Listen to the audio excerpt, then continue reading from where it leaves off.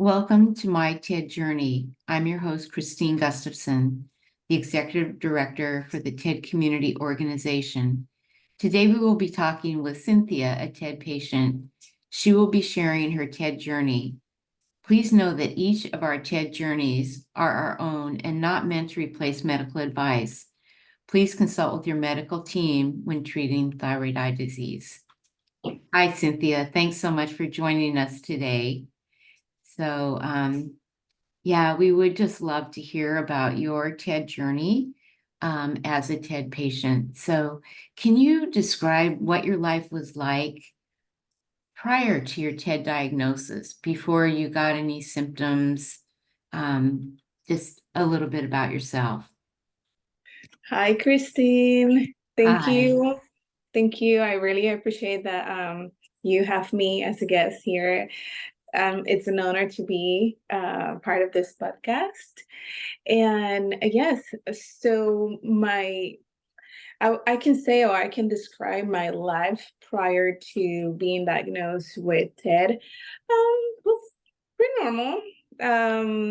I'm very active in social media, so of course, always posting pictures, especially those type of selfies when you take pictures, and just always wanting to take pictures of our family together or every occasion. So, and just very regular, and I'm very into just creating memories. So that's one um aspect of my life that definitely changed once I was diagnosed with TED. And Cynthia, you have 4 children, is that right? You're working full time, you're Correct. married, you've got a lot going on. So tell us a little bit about that, just kind of to give us a sense of what your life is like. Definitely. Yes, I am a very busy woman. I do have 4 kids. 18 all the way. The little one has she's 7. And yes, I work full time. My husband, he's in the wine industry, so we do have a wine business that we take care of. So yes, and I'm one of those moms that always dropping off the kids to sports. So definitely a very busy life, taking the kids here and there and with the family. So yeah, so I gotta say that at the beginning, even like me realizing that something wasn't right, it took a while just because I guess I didn't have that time to really look at the mirror and said, oh, something's wrong, something's not right.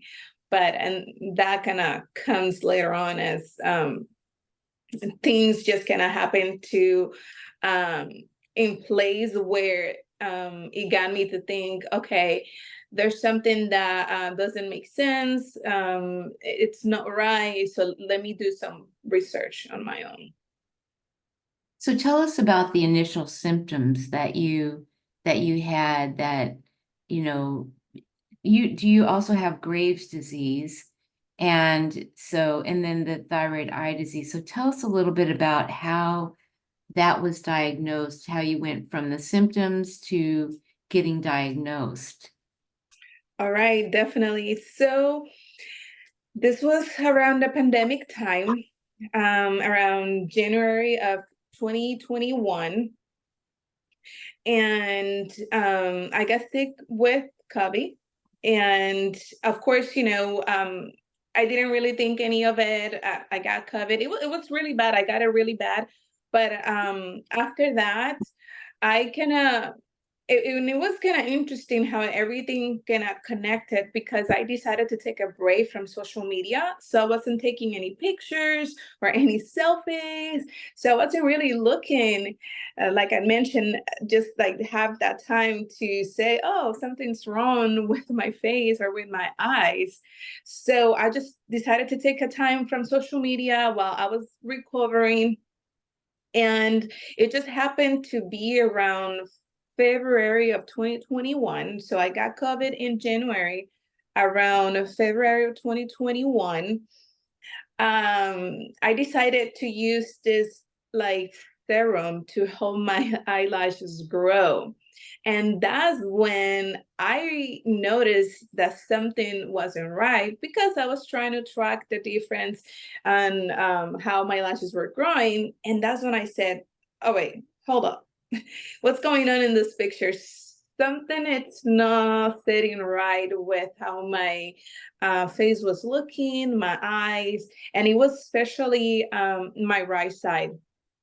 And definitely that trigger kind of like a concern, because I was like, okay, either I'm having an allergic reaction to the serum that I'm using, or something's definitely it's not right. I started having symptoms as like my heart was beating, like it felt like my heart wanted to come out of my chest. I couldn't even go outside to take out the trash. I was getting very fatigued, um, and I was losing a lot of weight too. It was kind of like this back and forth, gaining the weight, but at the same time losing really fast. And that's when I decided to tell my primary doctor, hey, I'm having some symptoms. I don't know exactly, I can't really pinpoint what it is, but I've noticed that the right side of my face not looking normal, I guess. Um, and at first, of course, she thought the same thing, that I was having an allergic reaction to the serum. But I was like, well, I don't think that's gonna start other symptoms like my heart palpitation and the fatigue. I think there's something more to it. So let's do some tests. And effective, like, she called me and she was like, you hit the nail on the head. Yes, there's something. I'm gonna send you to an endocrinologist to do further lab tests, because your thyroid hormones were very elevated. And in April, so it took that time between February, when I noticed my symptoms, to April, when I was seen by my endocrinologist, to let me know that I had Graves' disease with also TED. She was able immediately that same day that we actually had a telemed. It was via Zoom, and she was immediately able to tell, oh, it looks like you also have thyroid eye disease, because I can see it. She could see that the white part of my eyes were showing. And that's like one of the symptoms when your eye is bulging out. And yeah, and so that was my journey from April 2021 since now till now. So your initial feelings, like when you got that diagnosis, did it like just throw you completely off balance, or were you just relieved? What were what was the emotional experience of that? I was afraid, to be honest. I didn't know what Graves, like, what is that? Like, and then with thyroid eye disease, what do you mean? Like, well, what is all this? And of course, I try my best on that appointment to ask as many questions as I could, because I didn't know. I've never really heard of it. I've had heard of thyroid conditions, but nothing about Graves or the heart palpitation, my blood pressure going up, having to be on this medication now.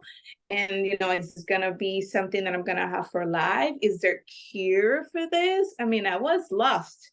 I remember that that appointment was actually on my birthday, April 7th. So I was like, great gift to have to be diagnosed with this. So it put me in a very depressed mood. I mean, of course, and it was just being part of the unknown. Like, what is this? And I feel that at the moment, my interaction with the endocrinologist at the same that day, it was in. I had enough information, but I don't think that it was enough for me to feel at ease. Like I felt there was a lot of things that I wasn't informed of. Like, okay, you know what? She mentioned you have thyroid eye disease. I can see it. Let's also make an appointment for that. I mean, that wasn't addressed until December of 2021, from April to December, because I kept saying there's something wrong with my eyes, that this normally needs to be taken care of. So what steps have you taken, like as far as treatment for the thyroid eye disease? So definitely I was put on medication right away because my levels were very, very high at the moment when I was diagnosed in April. And I was taking metamizole. I was put into the high dose at the beginning. I was taking about, they're like about 5 milligrams. So I was taking about 30 milligrams a day. And then, I was going every 4 to 6 months. I was getting lab tests just to monitor my levels. And I just got to a point where I think the whole like taking medication, and I wasn't really seeing any improvement. I took it a little bit more. I said, okay, I need to do something for myself. I started reading, I started doing my own research. I bought books about Graves' disease and how to help with the thyroid eye disease, what food I can eat, what supplements I can take that could potentially help. So I wanted to um, start a more holistic approach, you may say. And I even I changed my diet completely. I started training, and I saw immediately a change. I mean, there was a window where my eye went back to normal completely. And being that I read that thyroid, any thyroid condition, sometimes it's related to your immune system. That's kind of my approach. I said, well, let me strengthen my immune system, and maybe that would help with my overall health. And yeah, and since then, that's kind of my route has been. I've been just trying to modify my diet, taking supplement, doing my own research, reading, just a little bit more of a natural approach, you may say. So where would you say you're at right now with the thyroid eye disease, as far as emotionally, but also physically, where are you at? So as of right now, I am more adaptive. I can say that I learned to live with it because I just wasn't gonna let this just bring me down. And I have my 4 kids, my family. I just needed to thrive. I just needed to keep going. But as of now, I did get the good news that my Graves' disease is under remission. So it seems that my whole holistic approach, it did help. She even recommended not to take metamizole anymore. Um, so to me, that's like a victory. I feel happy. I am still left. I have a little bit of my it's always been my right side. I have learned to modify some of my I guess facial expression, even put in makeup. But even my the doctor that treats me for my eye condition, she even said, she said, "Wow, like I can see from when you started to how you are now, the difference of right now. I guess it's more of a cosmetic. It's just gonna it's something that if eventually I wanted to make it more even, I could do surgery if I want. And I'm still in that phase where they're doing the labs and it looks like the inflammation is going down a little bit more. So who knows? I mean, with thyroid eye disease and any thyroid condition, sometimes it just comes and goes.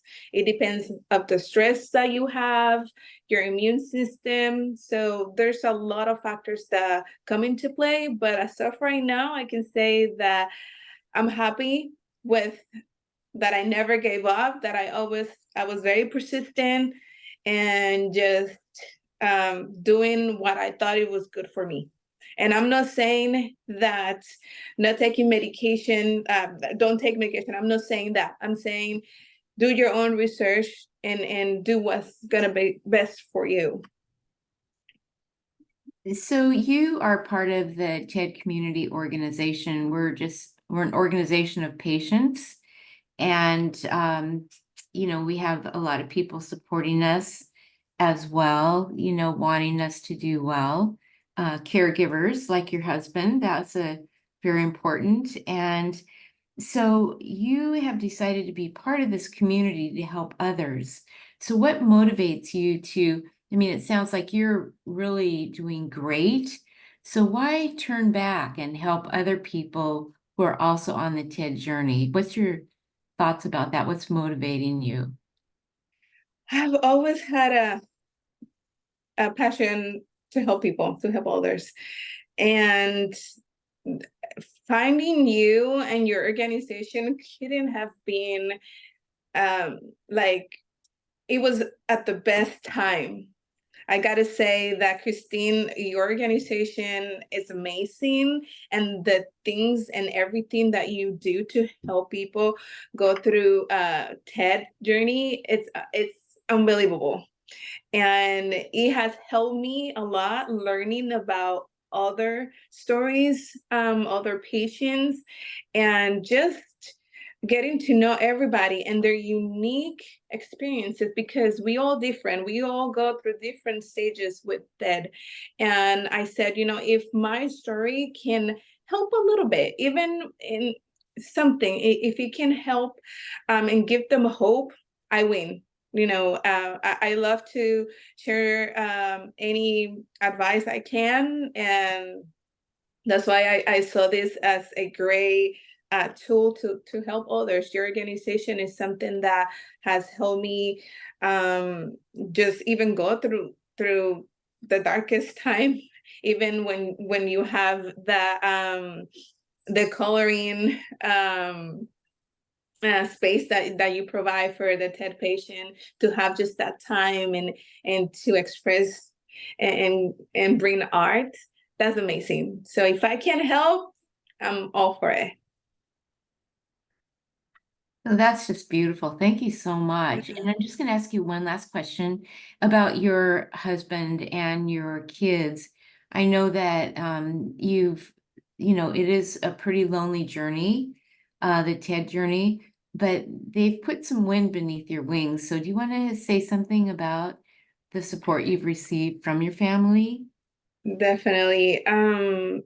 And I just gotta say, my husband has been the biggest support. Like, he's just amazing, and he has never. That's one thing I gotta say. You gotta have um, a support system. Either is like the TED community, right? But having someone there with you just along this path, because it can be a very lonely journey, but he's always been there. He's always has supported me in my ideas, like, let me see if I can try this. And he's always been the person who says, like, you're beautiful no matter what. I love you the way you are. He's never has said, like, what's wrong with you? Never. Like, in fact, like, that's one thing that he always says. It's like, to me, we in this journey together. No, I'm with you every step of the way, and my kids too. I mean, they're amazing. They have never made me feel like, oh, mom, like, you look weird or nothing like that. In fact, I don't think that they even know that because that's something that I try not to really put on them. It's something that, again, this is like it could be a lonely journey because you don't want people to know that you're going through this. But yeah, the support I've had from my husband and my kids, I gotta say, it's been amazing. So I'm grateful for that. Boy, it's just so wonderful that you would take the time to share your story and just to bring us into your world and your TED journey. So thank you so much for that. And so we want to let people know that are listening that the TED Community Organization, we are a dedicated 501c3 nonprofit, and our vision and our quest is to ensure that no one need ever walk alone through the arduous and often lonely, isolating TED journey. And to this end, we provide education, support, connection, and as Cynthia was saying, we even do art together. So it's a very robust and exciting to be part of. You can learn more about us at tedcommunity.org. That's TED community.org. Thanks very much, Cynthia. Thank you so much, Christine. It's an honor. You're so welcome.